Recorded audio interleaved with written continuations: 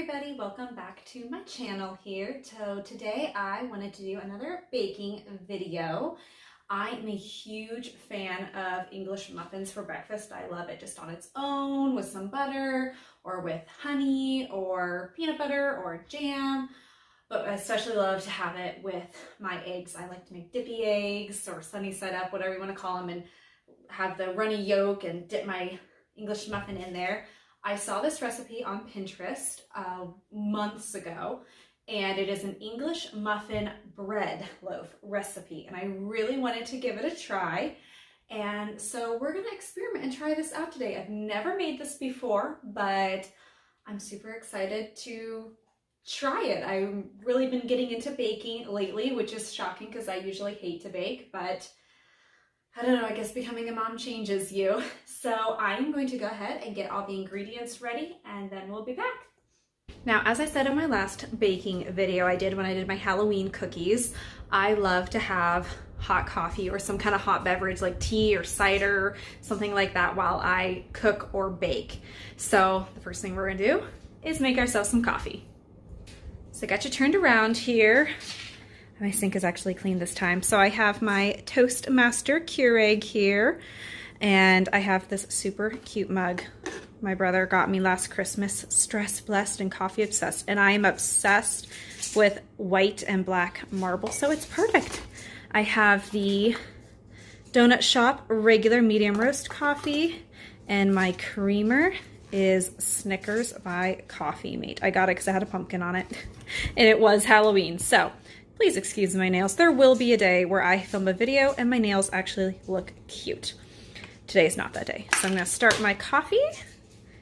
So I'm gonna read to you what the recipe says, and then as I'm going though, I'm gonna let you know my measurements. So I got this from I found it on Pinterest, and the website that it's on is Restless Chipotle.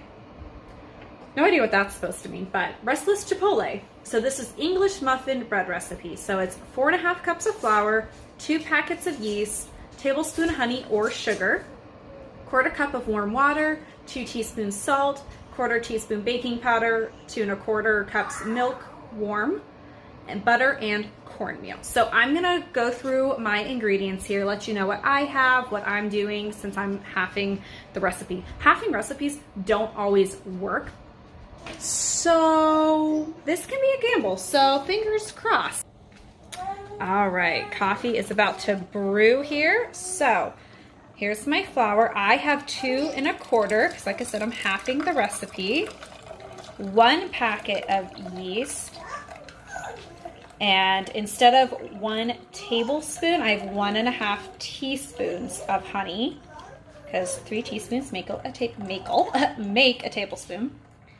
And then I have an 1/8 cup warm water. Now there's not an 1/8 cup measurement, so that was fun trying to figure out 1/2, trying to eyeball that. So that's what a lot of this has been, is eyeballing. And then 1/8 teaspoon of baking powder, which I do have an 1/8 measuring teaspoon, so that's helpful.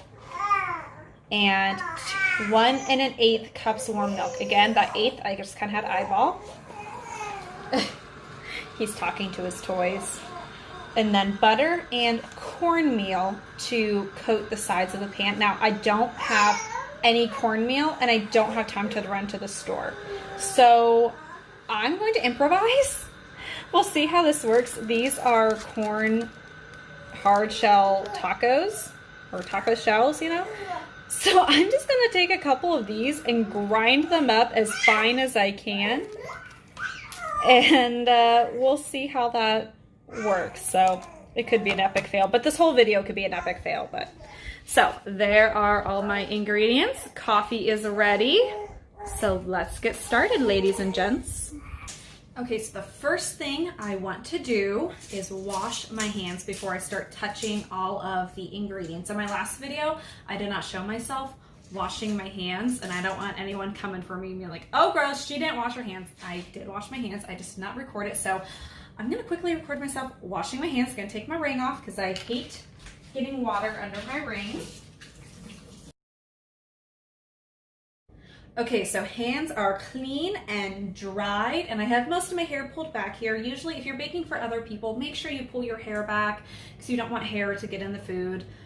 I'm just baking for me and my husband. He can deal with a couple hairs. I really don't care. I'm a hairdresser. I come home and dump hair out of my bra. So I don't really care about a few hairs, especially since it's mine. But if I was making this for like my parents or friends, I'd completely pull this all back. But it's just my husband, he can deal. So I'm going to now pan you down so you can check out my counter and the ingredients and see what I'm doing. Okay, so the first thing we are supposed to do is mix the yeast, honey, and water and set it aside. So I have my water here. It needs to be warm. I don't have a thermometer. Usually you can use like a candy thermometer. I just don't have one. I kind of had to guess at the temperature I needed. So I have my 1 packet of yeast here.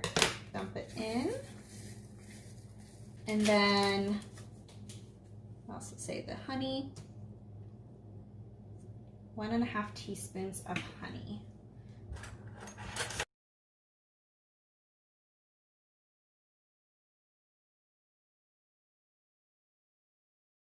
Set that aside because I'm going to need that again. I'm probably going to have to wipe it off though. Okay, so mix those. So I'm just going to take a spoon here and mix it all together real quick. Okay, so next we're supposed to add in the flour, the salt, and the baking powder. I'm going to go ahead and put these in my mixer here and get this measured out, get them blended, and then we're going to come back to everything else. Okay, so our next step then is to add the milk in with 1 cup of flour into our honey and yeast and water mixture here. So I'm gonna pour the milk over the sink here. 1 cup of the flour. And mix that well. Okay, so I have my mixture here of all that. I'm going to put this in my mixer along with the other dry ingredients, and then I'm going to start adding in the rest of the flour. Now, the dough is supposed to be goopy and sticky according to the recipe. Usually when you're making bread, you want it to be that nice, soft dough. This is supposed to be sticky. So I'm just going to add the flour in a little by little because it says if you're making the 2 pans, 4.5 cups or as much as you need. So you may need less. So that's when I'm going to add mine in a little by little. So I'm going to start mixing those. I'm probably just going to either fast forward this part or just skip it entirely. But I'm mixing them all together. So. Okay, so now I'm going to grind up my tortilla chips here. Well, not chips, they're tortilla shells. And I don't have a grinder. Obviously they make those. I just personally don't have one. So here's a trick I'm going to show you.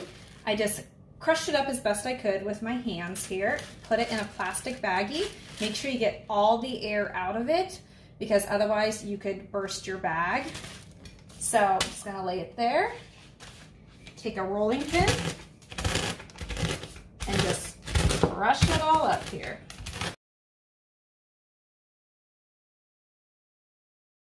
Okay, so I think that is the best I can get it. So you see it's still chunkier than actual cornmeal, but this is just a substitute. So, because I decided to do this video last minute, so I didn't have time to run to the store, so we're gonna hope this works. So now we're going to take our butter, and I'm just going to smush it all in here to coat the bottom and the sides. And now I'm going to take those crumbs, and it says you're just supposed to dust the bottom and the sides. So I'm just gonna kind of put some in there. I'm just gonna kind of shake it around, kind of move it with my fingers a little bit. So I have my dough all in here. It's very sticky, so it's hard to spread around, but we're gonna set it in a warm, dry place and let it rise 30 to 45 minutes. It needs to be doubled in size and about to the top or a little over or close to it.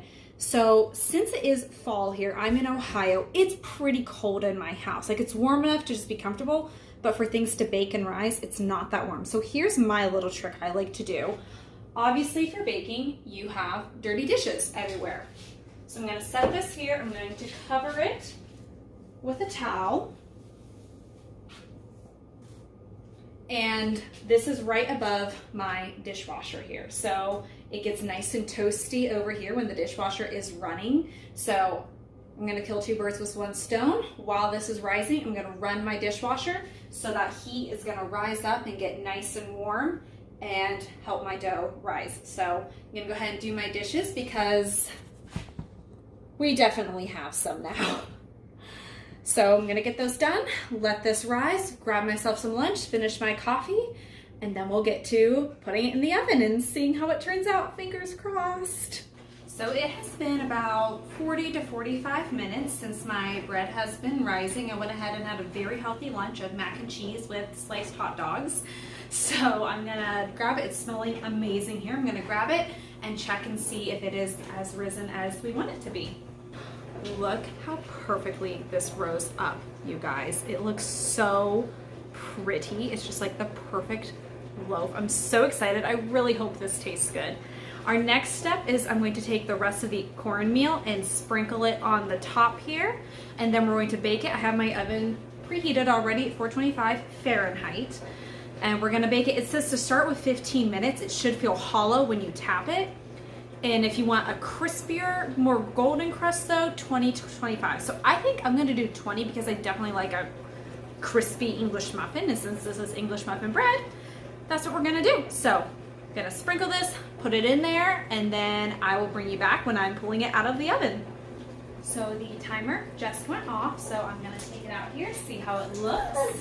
It's nice and golden brown. I'm gonna grab a knife real quick, tap it. I don't know if you can hear that or not. Feels hollow. It smells amazing. So I'm going to put this on a cooling rack, let it cool down, and then gonna cut it up and toast a slice and see how it tastes. While that's toasting, I just want to fill you in on how long I baked it for. I baked it for 20 because I said anywhere from 15 to 25 minutes, depending on how crispy you want it. So I did just right in the middle there at 20 minutes. And I tasted a little piece of it before I toasted it, and it was pretty good. Don't know so much if it tastes like English muffin, but maybe once I toast it, it'll taste more like that. But I mean, either way, it tastes like good bread, so can't beat that. So I have it in the toaster right now, and then I'm gonna put some butter on it, because that's just usually how I eat it. And I will let you know how it tastes. Okay, here we go, moment of truth. It does taste pretty similar to an English muffin. I think with the crispiness of it, it does definitely have more of a corn taste, probably because I use actual like corn tortillas or shells versus just like cornmeal, but it is really good, nice and crispy. I don't know if someone handed this to me and said, what kind of bread would you think this is? I don't think I'd go, oh, it tastes just like an English muffin, but it is really, really tasty. I will definitely be making this again. I'm probably gonna have this with my breakfast in the morning and make myself some eggs, or it's just good for like a little snack. And so yeah, I'd say this was a success. So that is it for today, guys. I hope you enjoyed this video. I hope you try to make this as well. I will link the recipe down below so you can click on that and try it. I hope you enjoy it too. And I had fun making this video today. So please hit subscribe and leave a comment. Let me know what you think. And I hope you guys all have a good day. Bye.